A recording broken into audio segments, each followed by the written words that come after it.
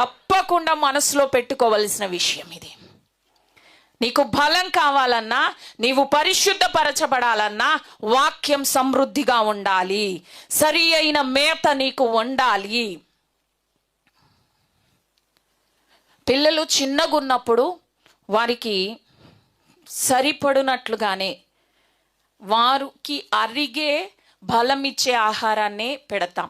వయస్సు పెరుగుతున్నా కొలది దాన్ని మారుస్తామా లేదా? మారుస్తాం. రక్షణ పొందిన, దేవుని సన్నిధిలో స్థిరపడుతున్న, సంఘములో నాటబడిన విశ్వాసి కూడా అంతే అండి.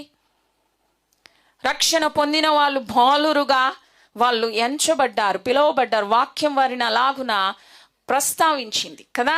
అలాగున వారు బాలురుగా ఉన్నప్పుడు పాలతో వాళ్ళను పెంచాలని, ఆ తరువాత వాళ్ళు మంచి ఆహారం, వారికి ఘనమైన ఆహారం, బలమైన ఆహారం, గోధుమలు, తేనె అలాంటి ఆహారాన్ని వారికి అనుగ్రహించి వారిని బలపరచాలని, వారు వయస్సులో ఎదగాలని, ప్రాకారంగా మారాలని, ఇలాగున కదా దేవుని వాక్యం చెప్తుంది.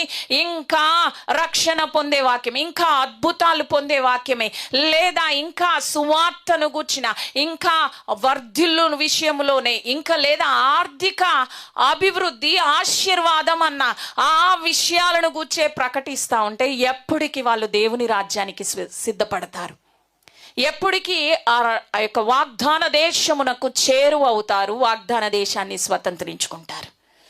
ఈ ప్రయాణంలో ఖచ్చితంగా నీకు వాక్యము సమృద్ధిగా అనుగ్రహించబడాలి.